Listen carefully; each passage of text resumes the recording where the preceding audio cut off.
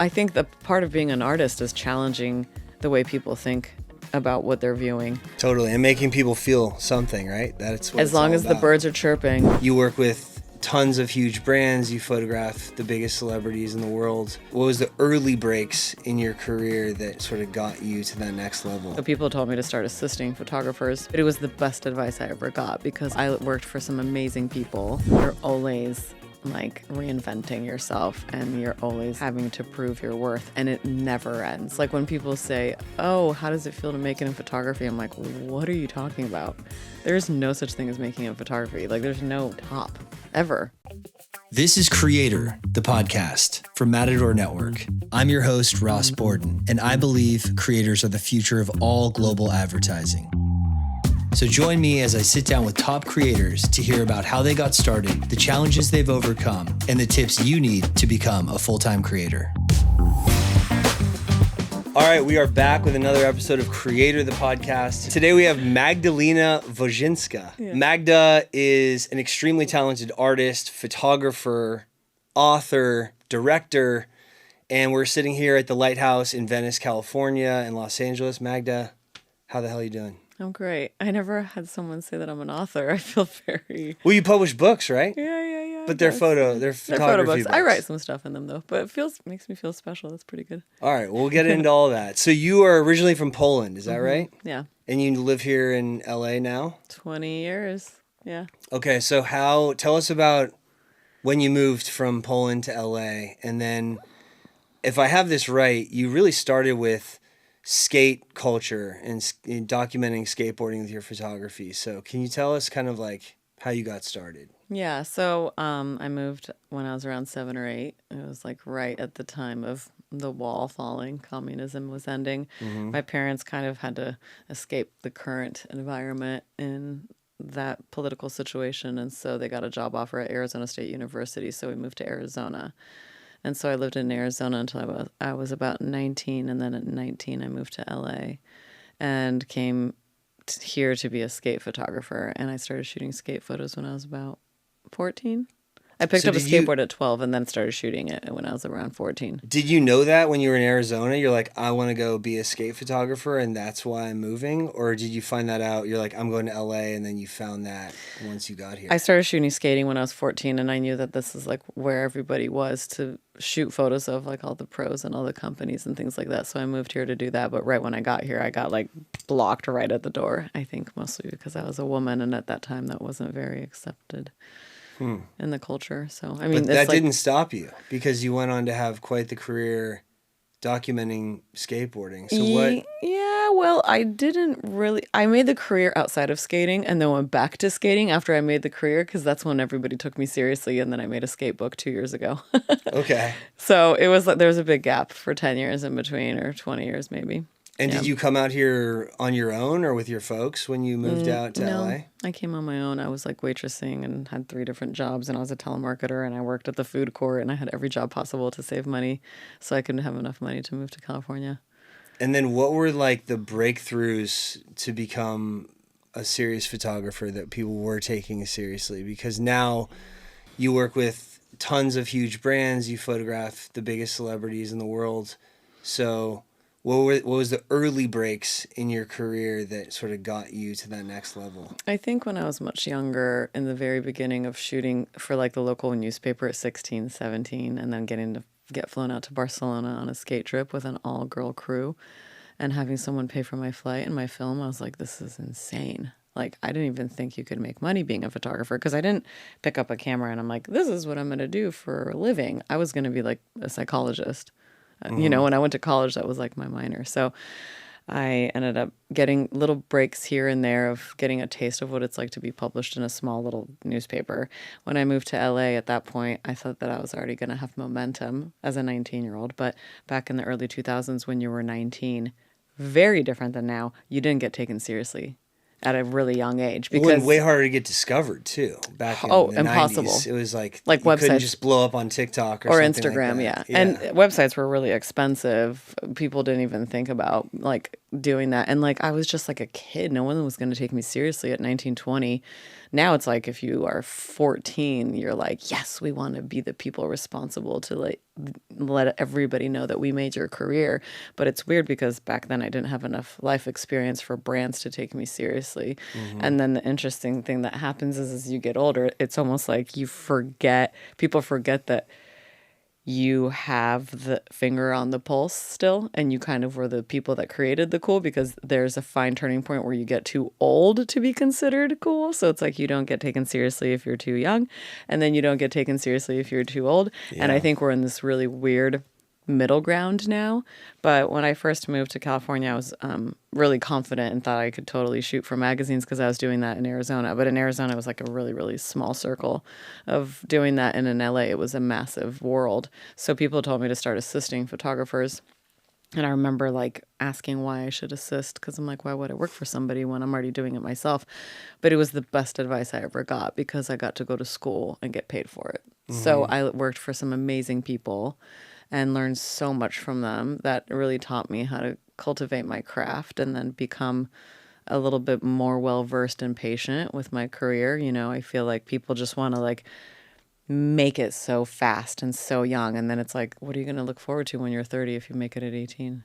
So it was like a slow roll for me. I assisted for most of my 20s. And then I think my first big ad job was for Lee Jeans and Converse when I was like 24. But it was just assisting at the same time as playing in a band, putting out books at the same time as trying to understand how to work ad jobs. It was like everything all at once. And then finally I had to leave assisting so people could take me seriously, to just be known as a photographer, not an assistant. So you're always like reinventing yourself, and you're always like having to prove your worth, and it never ends. Like when people say, oh, how does it feel to make it in photography? I'm like, what are you talking about?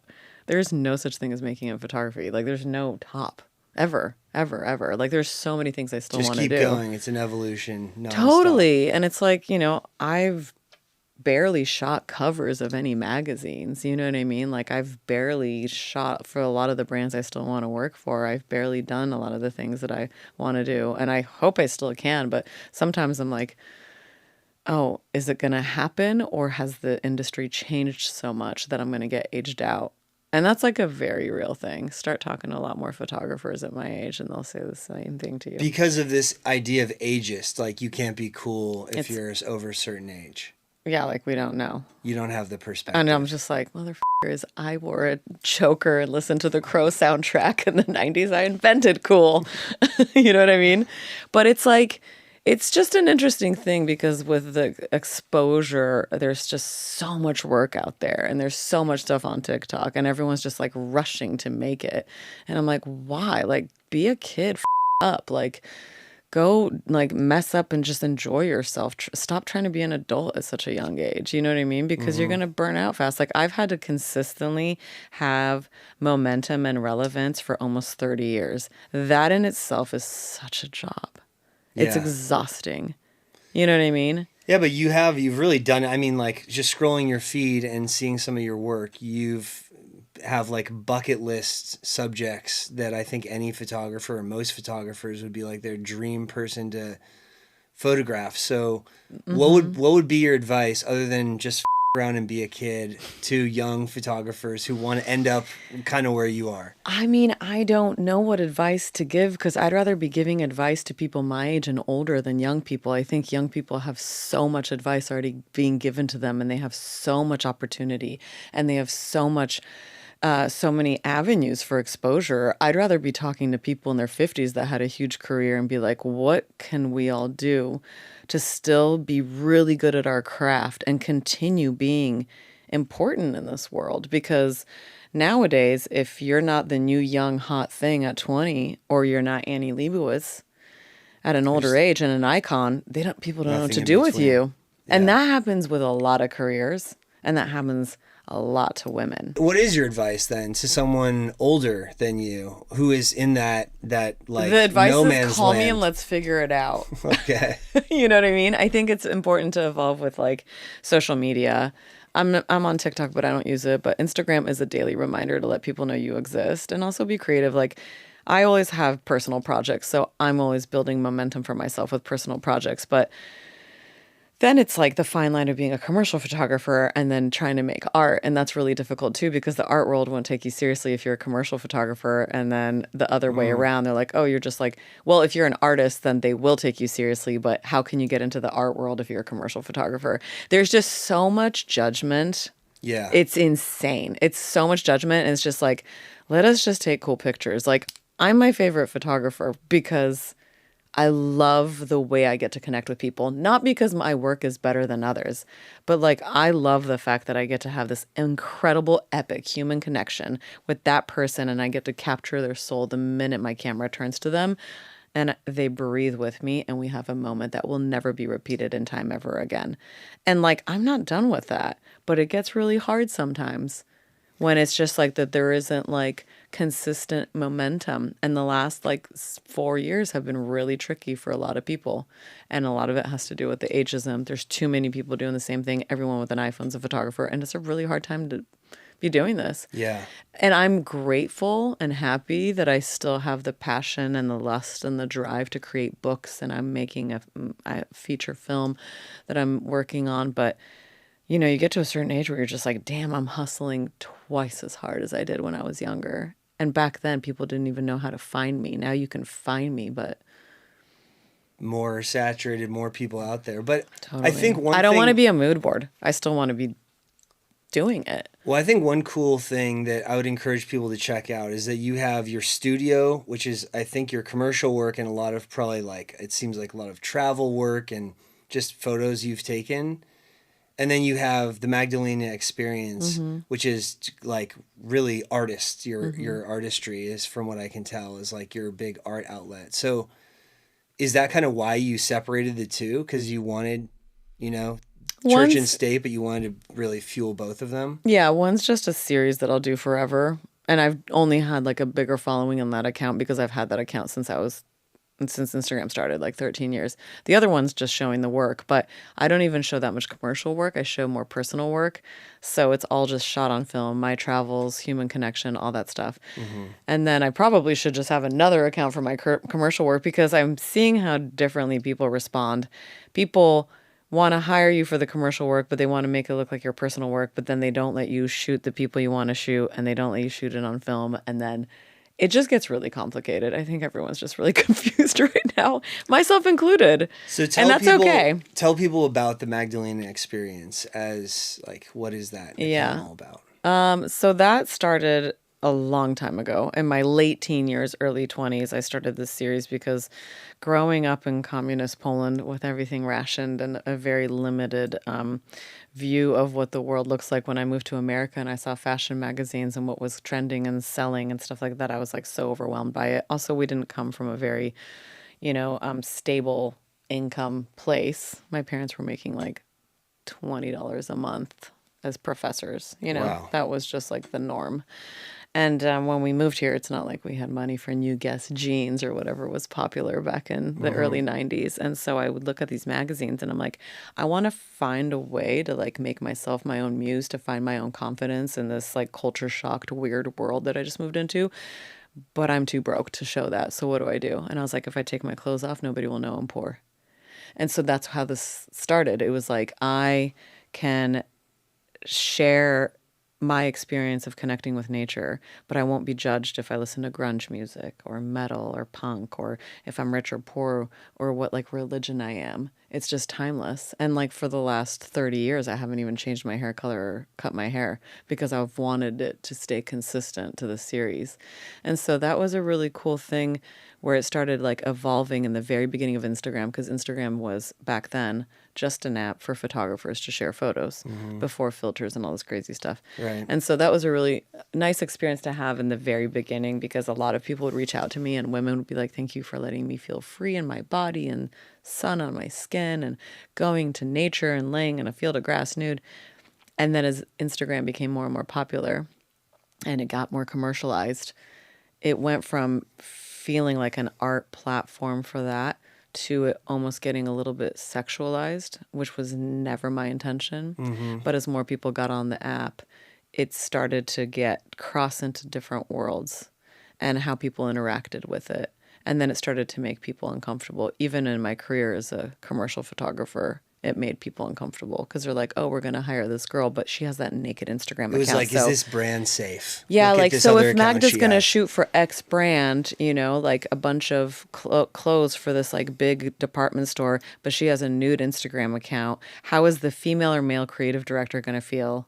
How are people going to feel if they Google her and they see that account? And in American culture, especially, the minute there's nudity, it just goes to sex, where it just does not But do it's that in other clearly cultures. not. Like, your It's body of clearly work not. there is like not sexualized at all. But you know just- that. But yeah. you know that. I mean, it's like so many people don't feel that way. And it crosses over to losing work in the commercial world because people can't honor the fact that maybe I'm my own muse.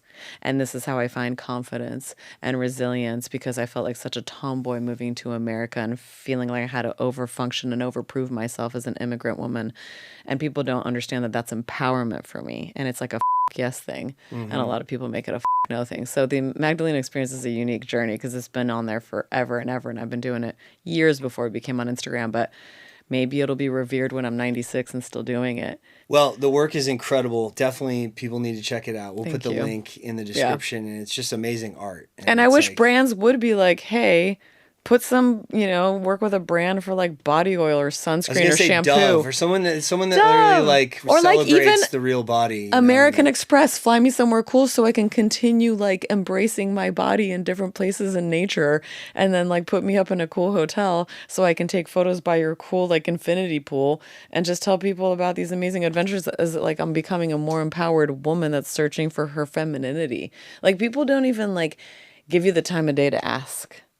They just Are you assume. taking all those photos of yourself with like a timer, or someone Everything. It's like every way you could bag possibly do tags it? like stuck on the side of like a tree where the sticky parts can still stick there, and sliding my phone in there, or like putting a camera on a ceiling fan and then taping it to it, or on a suitcase. Or recently I put like bananas are really good to put your camera inside of because they're like kind of like hands. So I had like a bunch of bananas and I just put my phone in between the bananas because it gives you a good angle. That's a good But I hack. don't Bananas. bananas in pajamas. But I don't have a tripod. I should probably have one after all these years, but I just do it on my own and I'm like run and gun. And sometimes when there's somebody with me, I have them take it too.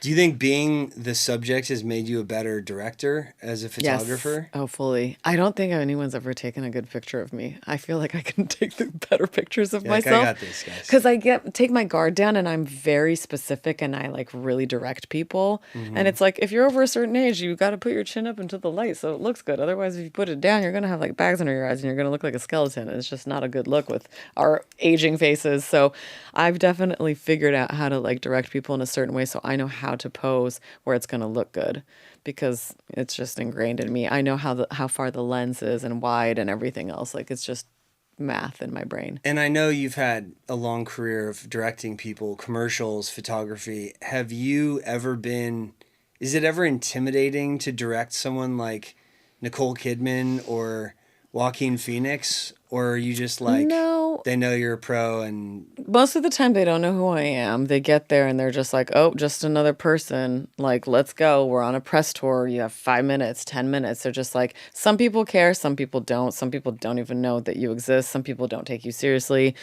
And they're just like, whatever. But my whole thing is like, I just show up and I'm like, you and I are exactly the same person. Like, you're not like more than or Right. less than, like with anybody and everybody. And so I just make sure that people feel comfortable. I get to know them. I tell them about myself.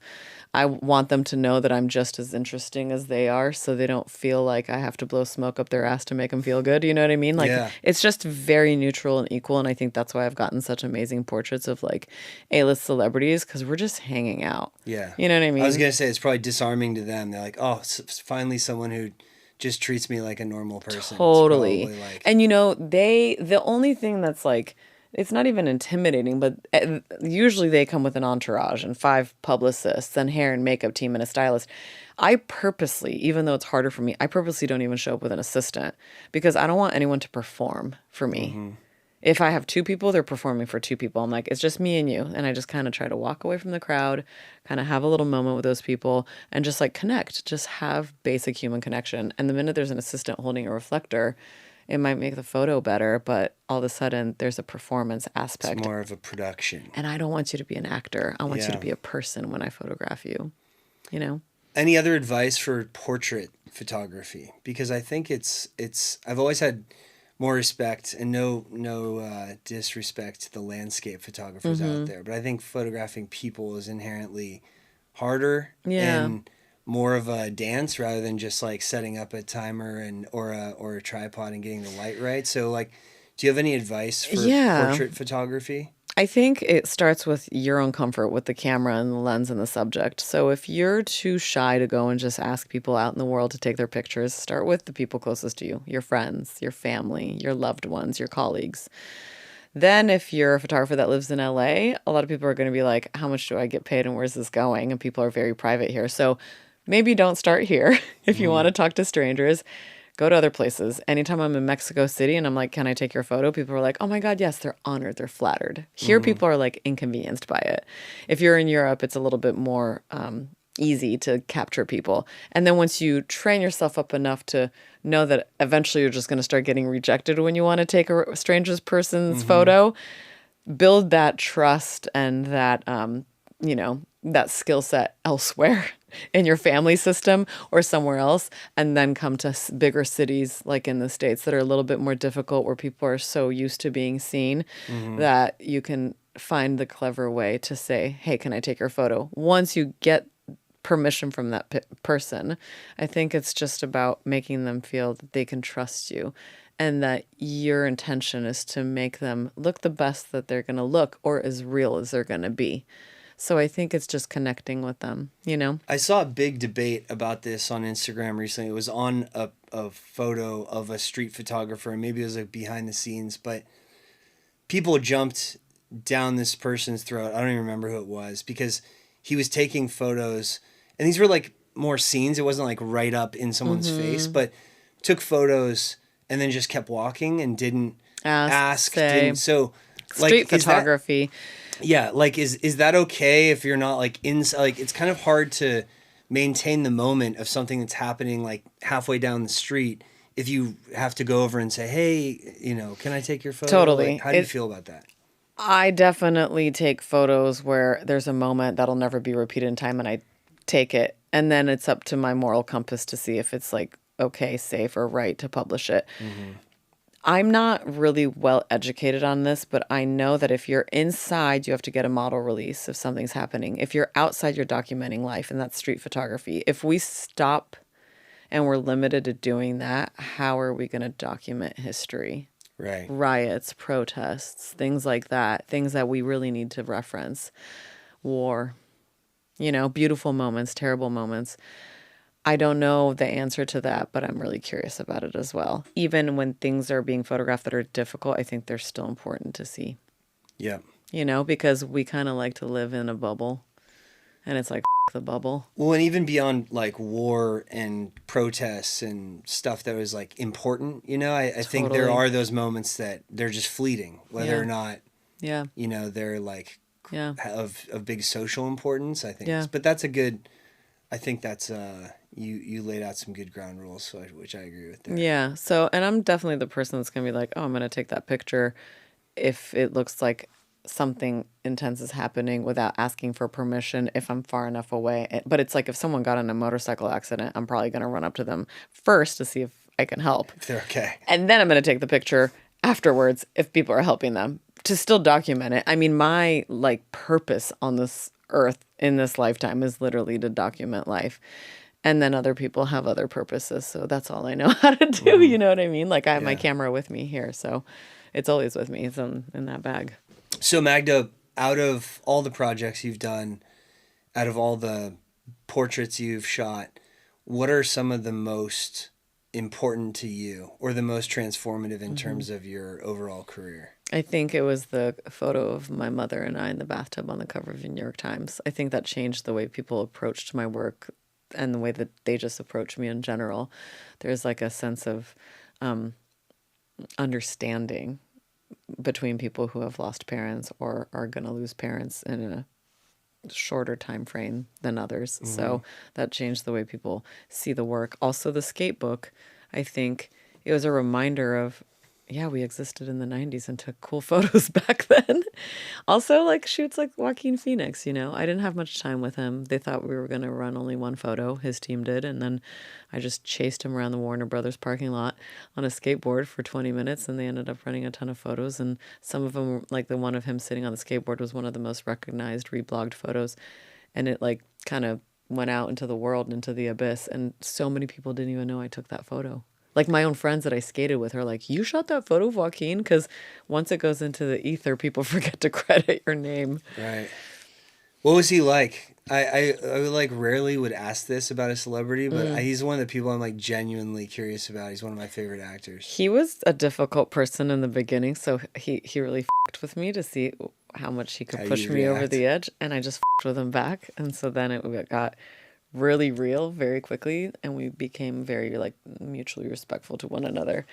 But I had to f*** with him a lot. How did you f*** with him? I mean, he just didn't.